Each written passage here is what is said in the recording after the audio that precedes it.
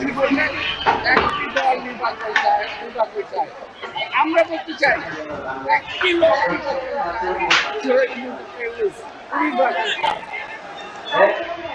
এখন আমরা দেখব কে কে নির্বাচন চায় না। উনি বললেন ডক্টর ইউনূস জাপানে বসে বিএনপির নামে বদনাম করছে মির্জা আব্বাস, না সরি চান্দা আব্বাস। দেখব ফরহান ভাই লেখছেন ডিসেম্বর পিছন দিয়ে দিয়ে দিবে জনগণ। প্রধানের উপদেষ্টা মহোদয় সত্যি বলছেন। 16 বছর কোথায় ছিলেন, এখন ভোট ভোট দেন।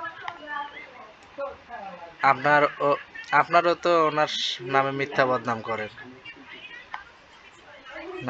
নিজাম ভাই লেখছে ইউনূস আছে থাকবে। রাজু ইসলাম লেখছে চান্দা আব্বাস।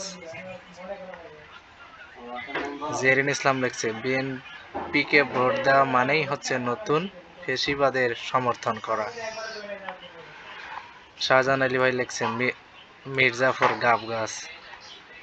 বাসেত আকরাম লেখছেন আমরা নির্বাচন চাই না। চান্দা কাকু আলম ফাহাদ ভাই লেখছেন বাটারফ্লাই নির্বাচন চাই না।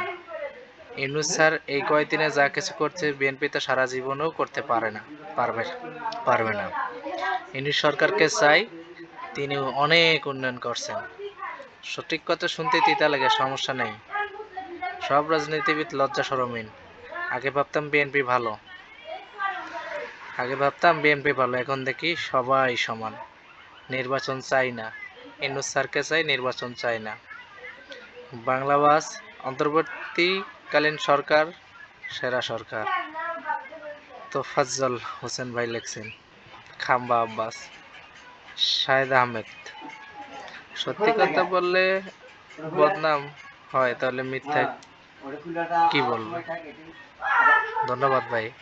ডক্টর ইউনূস বিএনপি নাম ধরে বলছে কিনা ইশারা করে বলছে যে একটি মহল এত টেলিভিশনে আগুন হয়ে গেছে। ভাই দেখেন এই ভিডিওর পুরা কমেন্ট বক্স খোলা, দেখেন আপনারা মানে কোন জনগণ হলো নির্বাচন চায়। ওনারা তো এই যে আরেকজন লেখছে কাকু অনেক তো হইলো, এক পা অলরেডি কবরে, আর কত চাপাবাজি করবেন। 16 বছর এক দলের চাপাবাজি শুনতে শুনতে কান পুরু হয়ে গেছে ভাই। এটা হলো তেলবাজার দেশ ভাই। ডক্টর ইউনূস উপস্থিত বিএনপির 12টা বাজাচ্ছে, দ্রুত নির্বাচন প্লিজ। নোহারি ভাই লেখছে সারা জীবন কষ্ট করে পড়ালেখা করছি, নিরপেক্ষভাবে চাকরির পরীক্ষা দিতে দে ভাই, 5 বছর পর নির্বাচন চাস, এখন ক্ষমতা গেলেই ছাত্র দলের নিয়োগ দিবি, এসব আর ভালো লাগে না। বাপ মা কষ্ট করে মাঠে খেটে পড়াইছে ভাই, 100% সত্যি কথা ভাই। ভাই পোস্টটা দেখেন ভাই, এই পোস্টটা দেখেন,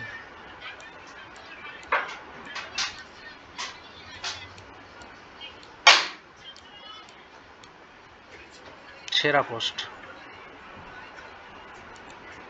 এই ভিডিওতে তো আমি কোথাও দেখতে পাচ্ছি না কেউ নির্বাচন চায়।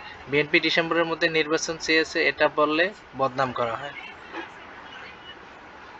একটা ভাই শুধু দেখলাম যে